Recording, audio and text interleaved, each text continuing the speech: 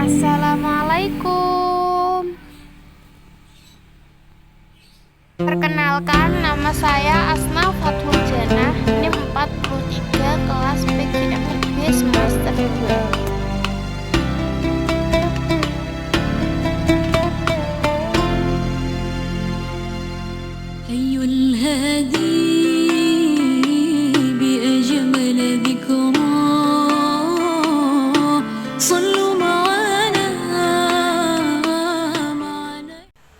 Baik, di sini saya akan menjelaskan tentang karakteristik perkembangan pada masa remaja. Sebelum masuk ke materi, saya akan mengulas kembali apa itu pengertian dari remaja. Remaja adalah transisi proses peralihan manusia dari masa kanak-kanak menjadi masa kedewasaan. Biasanya masa ini dimulai dari usia 11 atau 12 tahun sampai 20 tahun. Berikut aspek-aspek yang menjadi perkembangan remaja. Yang pertama yaitu perkembangan fisik. Perkembangan fisik pada masa remaja ditandai dengan adanya pubertas. Pubertas sendiri dialami oleh pria maupun wanita. Berikut ciri-ciri pubertas yang dialami oleh pria. Yang pertama, mengalami mimpi basah. Yang kedua, mengalami tumbuh jakun yang semakin menonjol. Yang ketiga, suara semakin membesar.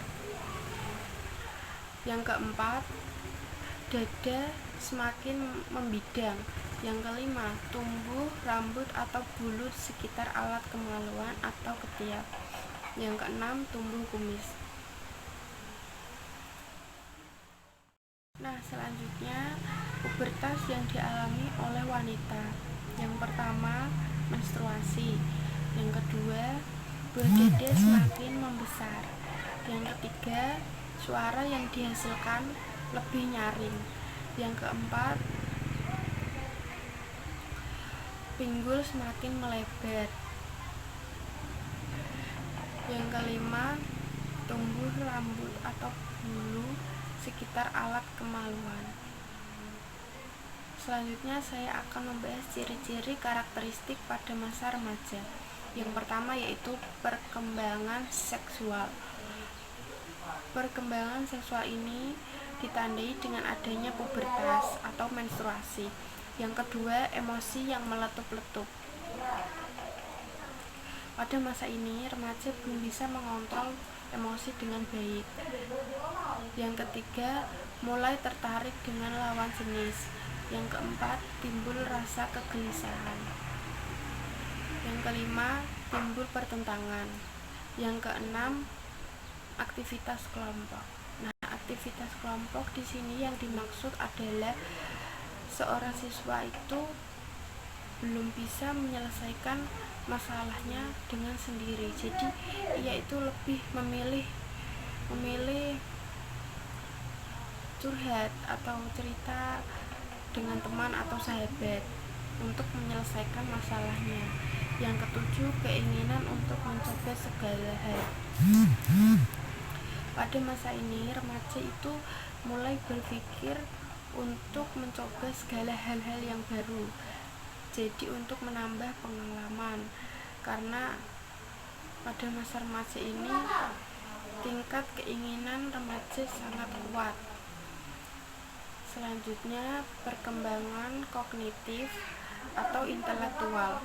Remaja merupakan suatu proses di mana seseorang mulai berpikir secara abstrak dan logis. Remaja pada masa ini sudah bisa membuat rencana atau strategi, membuat keputusan, serta sudah dapat memecahkan masalah sendiri. Beda dengan remaja yang sebelumnya masih di masa kanak-kanak. Kalau remaja pada masa kanak-kanak itu belum bisa menyelesaikan masalah sendiri. Kalau di sini perkembangan intelektualnya itu sudah bisa meningkat. Jadinya remaja itu sudah bisa berpikir secara logis dan dapat memecahkan masalah. Baik, selanjutnya yaitu perkembangan emosi. Perkembangan emosi pada masa remaja ini merupakan puncak emosionalitas, yaitu perkembangan emosi yang berada di tingkat paling tinggi. Pada masa remaja awal, perkembangan emosi menunjukkan sifat sensitif atau reaktif terhadap suatu peristiwa atau situasi. Emosi bersifat negatif dan temperamental. Jadi pada masa remaja awal ini, emosi yang didapatkan oleh remaja itu berada di puncaknya. Dia belum bisa berpikir secara logis, sehingga tingkat emosi itu bisa bersifat negatif dan temperamental. Sedangkan pada masa remaja akhir itu, remaja sudah bisa mengontrol emosinya, sudah bisa memikirkan segala masalah itu dengan tenang. Selanjutnya, yang keempat yaitu perkembangan sosial. Pada masa remaja berkembang yaitu kemampuan untuk memahami orang lain.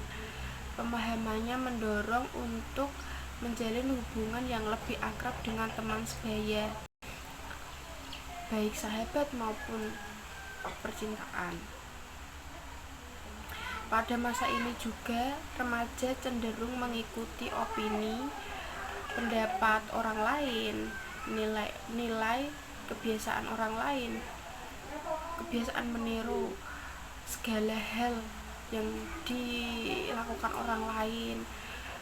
Terus hobi yang dipunyai orang lain itu biasanya remaja mempunyai ketertarikan sehingga mempunyai hobi yang sama dan juga keinginan orang lain.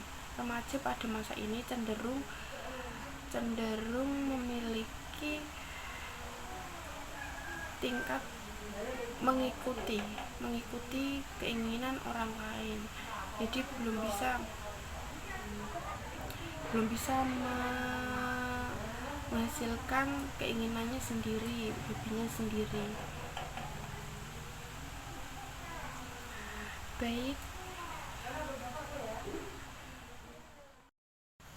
Baik, itu yang dapat saya sampaikan. Semoga bermanfaat dan dapat dipahami. Kurang lebihnya saya mohon maaf yang sebesar-besarnya. Wabillahi taufiq wal hidayah, waridho wal inayah. Wassalamualaikum warahmatullahi wabarakatuh.